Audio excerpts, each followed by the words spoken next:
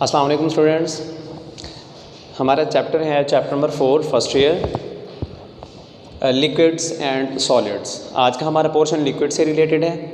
इसकी तरफ जाने से पहले हम थोड़ा सा इंट्रोडक्शन लेते हैं कि स्टेट्स ऑफ मैटर क्या होती हैं। States of matter, first of all हमने मैटर की डिफरेंट स्टेट्स को स्टडी किया हुआ है, जिसमें liquids, gases, plasma and solids different states होती हैं मैटर की, जिनमें चैप्टर 3 के अंदर गैसेस और जो है प्लाज्मा को एक्सप्लेन किया गया है। और इस चैप्टर नंबर 4 के अंदर फर्स्ट पोर्शन हमारा लिक्विड से रिलेटेड है और सेकंड पोर्शन सॉलिड से रिलेटेड है।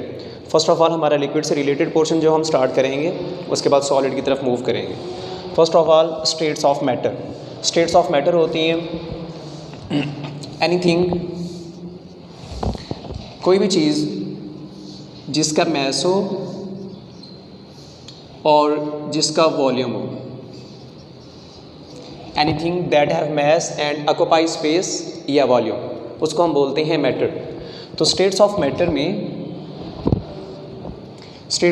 के अंदर हमारे पास बेसिकली जो नॉर्मली तौर पर स्टडी की जाती हैं वो 3 स्टेट्स होती हैं, जिनमें सॉलिड्स, लिक्विड्स एंड गैसेस मौजूद हैं। सॉलिड्स में जो इंटरमोलेकुलर फोर्सेस होती हैं, मतलब वो फोर्सेस जो मॉलिक्यूल्स के दरमियान में हैं, उन फोर्सेस को जो है हम वो फोर्सेस यहाँ पे सॉलिड्स में बहुत ज़्यादा स्ट्रॉन्ग होती हैं, लिक्विड्स में वो फोर्सेस थोड़ी सी वीक होती हैं और गैसेस में बहुत ज़्यादा वीक होती हैं। यहाँ पे स्ट्रक्चर्स हमारे सामने हैं कि अगर हम स्टडी करते हैं सॉलिड्स को, तो सॉलिड्स में जो इंटरमोलेकुलर फोर्सेस हैं, मतलब मॉलिक्यूल के साथ जो एटम्स होते हैं वो क्लोजली अटैच होते हैं, मजबूती के साथ एक दूसरे से जुड़े होते हैं, जो कि फ्रीली मूव नहीं कर सकते, जो अपनी जगह पे फिक्स होते हैं। इस वजह से इनके अंदर जो एनर्जी पाई जाती है, जो मोशन पाई जाती है, उसको हम बोलते हैं वाइब्रेशनल मोशन। और उसके बाद अगर हम सेकंड देखें, जिसमें लिक्विड्स एंड गैसेस हैं, लिक्विड्स में यही जो मोशन होती है, क्योंकि मॉलिक्यूल्स के दरमियान थोड़ा सा स्पेस क्रिएट हो जाता है, स्पेस के क्रिएट होने की वजह से मॉलिक्यूल्स फ्रीली मूव कर सकते हैं। इन मॉलिक्यूल्स के फ्रीली मूवमेंट की वजह से इनके अंदर जो मोशन पाई जाती है वो होती है ट्रांसलेशनल मोशन।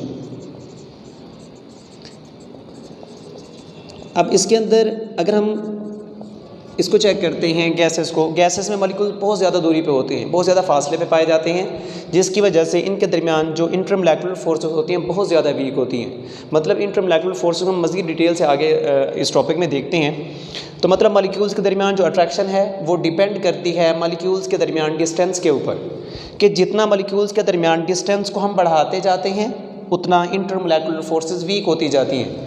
क्यों? क्योंकि जितना फासला बढ़ेगा, फॉर एग्जांपल इस पॉइंट को हम इस तरह से समझ सकते हैं कि अगर हमारे पास 2 मैग्नेट हैं, उन मैग्नेट को जितना आप क्लोज करते जाएंगे उनके दरमियान अट्रैक्शन बढ़ेगी, जितना हम उनको आपस एक दूसरे से दूर करते जाते हैं उतना उनके दरमियान अट्रैक्शन कम होती जाती है। सेम यही करैक्टर यहाँ पे पाया जाता है कि जितना मॉलिक्यूल्स आपस में क्लोज होते हैं उतना उनके दरमियान अट्रैक्शन ज़्यादा होती है, जितना मॉलिक्यूल एक दूसरे से दूर होते जाते हैं उतना ये फोर्सेस वीक होती जाती हैं। तो हमारे पास यहाँ पे एक फार्मूला है इन फोर्सेस को एक्सप्लेन करने के लिए।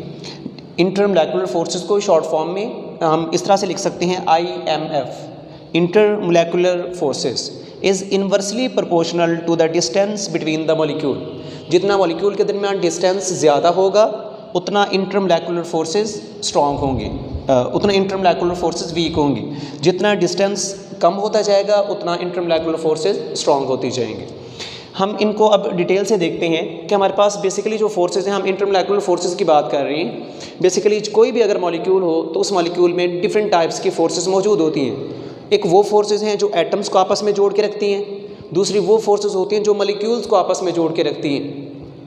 तो इन दोनों की प्रॉपर्टीज़ डिफरेंट हैं। फर्स्ट ऑफ ऑल हमारे पास हैं, इनको हम 2 टाइप्स में डिवाइड कर लेते हैं। एक हमारे पास है, बेसिकली हम इसको अगर कलेक्टिवली देखें लिक्विड्स के अंदर, या कोई भी हमारे पास लिक्विड या सॉलिड अगर कलेक्टिवली हम इनको स्टडी करें तो इनके अंदर फोर्सेस ऑफ अट्रैक्शन को हम यहाँ पे स्टडी करते होते हैं। फोर्सेस ऑफ अट्रैक्शन, तो हम यहाँ पे ये बोलेंगे forces of attractions have 2 types, one intramolecular forces and second is intermolecular forces. First of all हमारे पास है इंट्रामोलेकुलर फोर्सेस, नाम से जाहिर है, इसके नाम के ऊपर फोकस रखना है कि फर्स्ट वर्ड है इंट्रा। ये वर्ड इंट्रा का मतलब होता है विद इन, और दूसरा यहाँ पे वर्ड है जो इसके अपोजिट दूसरी फोर्स आ रही है जिसको बोलते हैं इंटरमोलेकुलर फोर्सेस। ये वर्ड इंटर है और इस इंटर का मतलब होता है बिटवीन। अब हम इसकी डेफिनेशन बड़ी आसानी से कर सकते हैं। Intra with in, molecule molecule हो गया, फोर्सेस फोर्सेस बोलते हैं हम अट्रैक्शन को, फोर्सेस मीन अट्रैक्शन। तो ये वर्ड आ गया फोर्सेस मतलब ऐसी अट्रैक्शन जो मॉलिक्यूल्स के अंदर पाई जाती है, विद इन अंदर, the forces that are present between the within the molecule. सबसे पहले डेफिनेशन भी इसी को देख के हम करेंगे। अब देखिए इंट्रामोलेकुलर फोर्सेस के एक और नाम भी है जिसको बोलते हैं हम एटॉमिक फोर्सेस, ठीक है ना। पहले हम इसकी डेफिनेशन देखते हैं। The forces that are present, कि वो फोर्सेस जो पाई जाती हैं within the molecule, definition उसी के हेडिंग से ही है कि ऐसी फोर्सेस या अट्रैक्शन जो मॉलिक्यूल्स के अंदर पाई जाती हैं उन फोर्सेस को हम बोलते हैं इंट्रामोलेकुलर फोर्सेस। अब अगर हम दूसरी तरफ आते हैं, अगर हम देखें इंटरमोलेकुलर फोर्सेस को, तो इंटरमोलेकुलर फोर्सेस, इंटर का मतलब होता है बिटवीन, तो डेफिनेशन भी यहाँ से कर सकते हैं। ऐसी फोर्सेस या अट्रैक्शन जो मॉलिक्यूल के दरमियान में पाई जाती हैं उनको बोलते हैं इंटरमोलेकुलर फोर्सेस। और इन्हीं फोर्सेस को हम वैन डर वाल फोर्सेस का भी नाम देते हैं। इनको वैन डर वाल फोर्सेस क्यों कहा जाता है? क्योंकि इसको एक साइंटिस्ट जिसका नाम था वैन डर वाल, उन्होंने, उस साइंटिस्ट ने इसको इंट्रोड्यूस करवाया था फर्स्ट ऑफ ऑल। अब उसके बाद ये जो फोर्सेस हैं इनको एटॉमिक फोर्सेस बोलती हैं, जो कि इंट्रामोलेकुलर फोर्सेस हैं। इनको एटॉमिक फोर्सेस क्यों कहा जाता है? क्योंकि ये फोर्सेस एटम्स के दरमियान में, मॉलिक्यूल के अंदर एटम्स के दरमियान में पाई जाती हैं। हम यहाँ पे अगर एडिशन करना चाहें डेफिनेशन के अंदर तो हम इस तरह से लिख सकते हैं, the forces that are present within the molecule, इसी के इस जगह पे हम ऐड कर सकते हैं between the atoms are called intramolecular forces, ठीक है। सेकंड हमारे पास एग्जांपल, इस डेफिनेशन को समझने के लिए हमारे पास एग्जांपल का होना बहुत ज़रूरी है। एग्जांपल है HCl एंड HH। HCl एक हाइड्रोजन एटम है, दूसरा क्लोरीन एटम है। ये दोनों एटम आपस में मजबूती से जुड़े हुए हैं। तो ऐसी कौन सी फोर्स है जो इन दो एटम्स को आपस में जोड़े हुए हैं? उस फोर्स को हम बोलते हैं इंट्रामोलेकुलर फोर्सेस। वो एटम्स डिफरेंट भी हो सकते हैं, वो एटम सिमिलर भी हो सकते हैं। कोई भी एटम्स हों जो आपस में जुड़े हों, उनके दरमियान जो अट्रैक्शन होगी, जो फोर्सेस पाए जाएंगे, उनको बोलेंगे इंट्रामोलेकुलर फोर्सेस, ठीक है। देखें, ये एक मॉलिक्यूल और एटम्स के दरमियान में, मॉलिक्यूल के अंदर और एटम के दरमियान में जो फोर्स है वो इंट्रामोलेकुलर फोर्स है। अगर इंटरमोलेकुलर फोर्सेस को देखें तो देखें, ये आपके पास मुकम्मल एक मॉलिक्यूल है, ये मुकम्मल एक मॉलिक्यूल है। पार्शियल नेगेटिव चार्ज क्यों लगाया जाता है एटम के ऊपर? जिस एटम की इलेक्ट्रोनेगेटिविटी ज़्यादा होती है। Electronegativity, the ability of an atom to attract the shared pair of electron is called electronegativity. जिस एटम की इलेक्ट्रोनेगेटिविटी, शेयरिंग में मौजूद इलेक्ट्रॉन को अपनी तरफ खींचने की पावर ज़्यादा होगी, उसके ऊपर पार्शियल नेगेटिव चार्ज, और जिसकी इलेक्ट्रोनेगेटिविटी कम होती है उसके ऊपर पार्शियल पॉजिटिव चार्ज आता है। अब हमारे पास मुकम्मल एक मॉलिक्यूल है, यहाँ पे चार्ज आएगा नेगेटिव क्योंकि यहाँ पे नेगेटिव है, और इस साइड पे मैं पॉजिटिव चार्ज शो कर रहा हूँ। इसी तरह ये दूसरा मॉलिक्यूल है, सेम उसी तरह से पार्शियल, यहाँ पे पॉजिटिव चार्ज क्योंकि इसके ऊपर पॉजिटिव चार्ज था, और इस तरफ नेगेटिव चार्ज।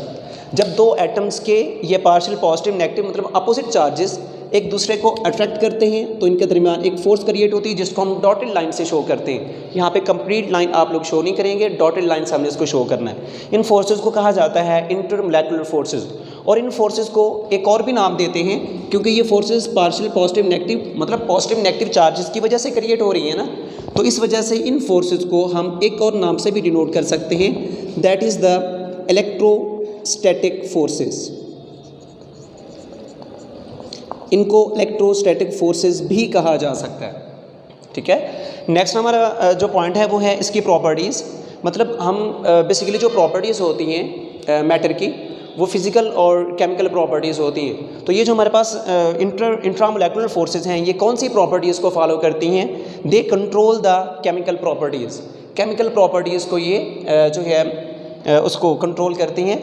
लेकिन जो इंटरमोलेकुलर फोर्सेस हैं, they control the physical properties, ये फिज़िकल प्रॉपर्टीज़ को कंट्रोल करती हैं। फॉर एग्जांपल देखिए, हमारे पास हम बोलते हैं ना कि स्टेट्स ऑफ मैटर, एक सॉलिड है वो लिक्विड में कन्वर्ट हुआ, फिर वो गैस में कन्वर्ट हो गया, तो मतलब स्टेट्स चेंज हो रही है ना, सॉलिड से लिक्विड में, फिर लिक्विड से गैस में।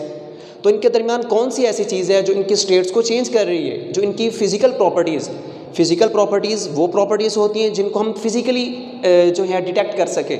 फॉर एग्जांपल छू के बता सके, देख के बता सके, या उसको मतलब जिसमें 5 सेंसेस को यूज़ किया जा सके, जिससे हमें पता चले कि इसके अंदर चेंज आ रहा है। विदाउट एक्सपेरिमेंट अगर हम बता सकें कि इस चीज़ के अंदर चेंज आ रहा है, उसको बोलते हैं फिज़िकल स्टेट्स।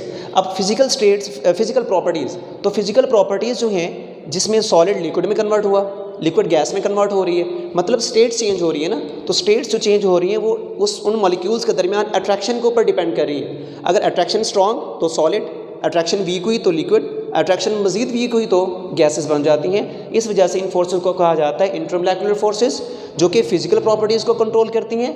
और ये केमिकल प्रॉपर्टीज़ को कैसे कंट्रोल करती हैं?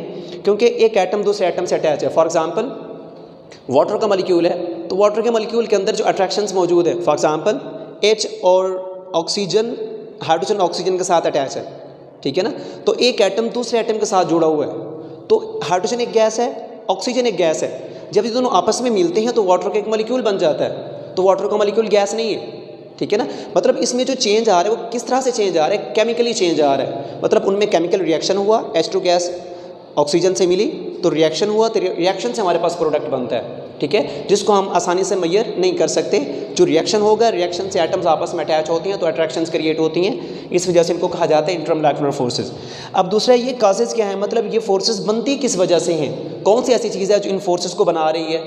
इसमें बेसिकली क्या होता है, जो इंट्रामोलेकुलर फोर्सेस हैं, these forces are formed due to the involvement of electron, क्योंकि यहाँ पे इलेक्ट्रॉन इन्वॉल्व होते हैं। देखें यहाँ पे 2 एटम्स हैं, क्लोरीन, हाइड्रोजन और क्लोरीन आपस में अटैच है। इस एक बॉन्ड के अंदर 2 इलेक्ट्रॉन मौजूद हैं। क्लोरीन ने अपना एक इलेक्ट्रॉन दिया, हाइड्रोजन ने अपना एक इलेक्ट्रॉन दिया, दोनों ने अपने अपने इलेक्ट्रॉन को शेयर किया, तब जाके ये अट्रैक्शन क्रिएट हुई है। मतलब ये जो अट्रैक्शन क्रिएट हो रही है, जिसको हम इंट्रामोलेकुलर फोर्स का नाम दे रहे हैं, तो ये अट्रैक्शन किस वजह से क्रिएट हो रही है? ये अट्रैक्शन इलेक्ट्रॉन की इन्वॉल्वमेंट की वजह से ये अट्रैक्शन क्रिएट हो रही है, ठीक है ना। लेकिन अगर हम इस तरफ आते हैं कि जो हमारे पास ये प्रॉपर्टीज़ हैं जो कि इंट्रामोलेकुलर फोर्सेस हैं, they have no electron involvement, इसमें कोई भी इलेक्ट्रॉन इन्वॉल्व नहीं होता। रीज़न क्या है? क्योंकि इनमें जो partial positive negative charges create होते हैं, ये चार्जेस एक दूसरे को अट्रैक्ट करते हैं, जिसकी वजह से मॉलिक्यूल्स एक दूसरे के साथ अटैच होकर रहते हैं। तो इस वजह से इनमें कोई इलेक्ट्रॉन इन्वॉल्वमेंट नहीं होती। उसके बाद नेक्स्ट पॉइंट आता है स्ट्रेंथ का। These forces are more strong due to the electron involvement. देखें ये फोर्सेज क्या हैं, बेसिकली ये फोर्सेज मोर स्ट्रॉन्ग, ज़्यादा स्ट्रॉन्ग होती हैं, मतलब इनमें स्ट्रेंथ पाई जाती है इन इंट्रामोलेकुलर फोर्सेज में। मतलब H और Cl, ये HH को तोड़ना इतना आसान नहीं है, क्योंकि ये मजबूती के साथ आपस में जुड़े हुए हैं। और कौन सी ऐसी चीज़ है जो इनको आपस में जोड़े हुए है, जिसकी वजह से मजबूती से अटैच हैं, वो इसमें है due two electron involvement. Electron के इन्वॉल्व होने की वजह से ये फोर्सेज बहुत ज़्यादा स्ट्रॉन्ग होती हैं। अगर हम इंट्रामोलेकुलर फोर्सेज को देखें, these forces are less strong, या हम इनको कह सकते हैं these forces are weak than the intramolecular forces. Intramolecular forces की निस्बत जो इंटरमोलेकुलर फोर्सेज होती हैं, ये फोर्सेज वीक होती हैं। रीज़न क्या होती है? Due to no electron involvement, क्योंकि इनमें इलेक्ट्रॉन इन्वॉल्व नहीं होते, जिसकी वजह से ये जो फोर्सेज हैं ये फोर्सेज वीक होती हैं। उसके बाद हम इनकी टाइप्स की तरफ आते हैं। ये जो हमारे पास टाइप्स होती हैं, ये टाइप्स बेसिकली इसमें सबसे पहले हमारी जो टाइप थी वो इंट्रामोलेकुलर फोर्सेज थी। तो types of intramolecular forces, first of all ionic bond, covalent bond, coordinate covalent bond and metallic bond. ये जितने भी बॉन्ड्स होते हैं जिनको हम स्टडी करते हैं, जिस तरह कोवलेंट बॉन्ड है, 2 एटम्स के दरमियान अट्रैक्शन है। आयोनिक बॉन्ड, उसमें भी इलेक्ट्रॉन इन्वॉल्व हो रहे हैं कि सोडियम फॉर एग्जांपल NaCl के दरमियान एक अट्रैक्शन है। मैं यहाँ पे एक एग्जांपल देता हूँ।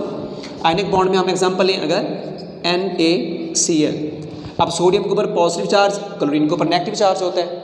मतलब सोडियम ने इलेक्ट्रॉन डोनेट किए, क्लोरीन ने इलेक्ट्रॉन पिक किए, तो क्लोरीन के ऊपर नेगेटिव चार्ज, सोडियम के ऊपर पॉजिटिव चार्ज। तो ये जो चार्जेस आ रहे हैं किस वजह से आ रहे हैं? इलेक्ट्रॉन की इन्वॉल्वमेंट की वजह से ये चार्ज आया है। तो इस वजह से इनके दरमियान जो अट्रैक्शन होगी वो भी किसकी वजह से हो रही है? इलेक्ट्रॉन की वजह से हो रही है। और इस वजह से इनको इंट्रामोलेकुलर फोर्सेज के अंदर हम स्टडी करते हैं। बाकी जितनी भी टाइप्स हैं, जैसे डेटिव बॉन्ड जिसको हम कोऑर्डिनेट कोवलेंट बॉन्ड का भी नाम देते हैं, इसके अंदर भी ये जो फोर्सेज पाई जाती हैं, ये जो फोर्सेज हैं ये भी इलेक्ट्रॉन के इन्वॉल्वमेंट की वजह से होती है कि एक मुकम्मल मॉलिक्यूल या एटम इलेक्ट्रॉन पेयर डोनेट करेगा, दूसरा उसको पिक करता है, तो इलेक्ट्रॉन की इन्वॉल्वमेंट है। तो मेटालिक बॉन्ड जो बनता है, मेटल्स के अंदर जो पॉजिटिव आयंस होते हैं वो आपस में जो अटैच होते हैं, जो उनके दरमियान अट्रैक्शन पाई जाती है, वो अट्रैक्शन भी इलेक्ट्रॉन की वजह से होती है, ठीक है ना। तो इस वजह से ये सारी जितनी भी हमने यहाँ पे टाइप्स को स्टडी किया है, ये सारी की सारी इंट्रामोलेकुलर फोर्सेस के अंदर आती हैं, क्योंकि इनमें इलेक्ट्रॉन इन्वॉल्व होते हैं और ये फोर्सेस जो इनमें दरमियान इनके अंदर पाई जाती हैं वो स्ट्रॉन्ग होती हैं। दूसरी हमारे पास है इंटरमोलेकुलर फोर्सेस की टाइप्स जो आती हैं। इंटरमोलेकुलर फोर्सेस वो फोर्सेस जो मॉलिक्यूल्स के दरमियान में हैं, जिनमें कोई इलेक्ट्रॉन इन्वॉल्व नहीं हो रहा, और वो फोर्सेस क्या होती हैं, वीक होती हैं, जिसमें डाइपोल डाइपोल फोर्सेस आ जाती हैं, आयन डाइपोल फोर्सेस हैं, डाइपोल इंड्यूस्ड डाइपोल फोर्सेस हैं और लंडन डिस्पर्शन फोर्सेस हैं। और यही वो फोर्सेस हैं जो मैटर की स्टेट्स को चेंज करती हैं, मतलब सॉलिड से लिक्विड, लिक्विड से गैस, या फिर प्लाज्मा की तरफ भी हम मूव कर सकते हैं। तो मतलब ये जो फोर्सेस हैं, अगर ये स्ट्रॉन्ग होती जाएंगी तो हमारे पास स्टेट्स बैकवर्ड मूव करेंगी। अगर आपके पास गैस है तो वो लिक्विड में, अगर ये फोर्सेस मज़ीद स्ट्रॉन्ग हुई हैं तो लिक्विड वो कन्वर्ट हो जाएगा सॉलिड में। अगर ये फोर्सेस वीक होती जाएंगी तो सॉलिड लिक्विड में और लिक्विड फिर गैस में कन्वर्ट हो जाएगी। तो हमारे पास ये आज की जो है आज का टॉपिक है, जिसके अंदर हमने स्टडी किया इंटर एंड इंट्रामोलेकुलर फोर्सेस के डिफरेंस को। इससे रिलेटेड कुछ और भी टर्म्स हैं जिनको हम मज़ीद स्टडी करेंगे नेक्स्ट टॉपिक में, और उनके अंदर हमारा ये पूरा चैप्टर जो है ये डिपेंड करेगा इन फोर्सेस के ऊपर, जो कि हैं इंटरमोलेकुलर फोर्सेस। इनको हम मज़ीद डिटेल से देखेंगे इस चैप्टर में। इंशाअल्लाह नेक्स्ट लेक्चर में मिलते हैं। अल्लाह हाफ़िज़।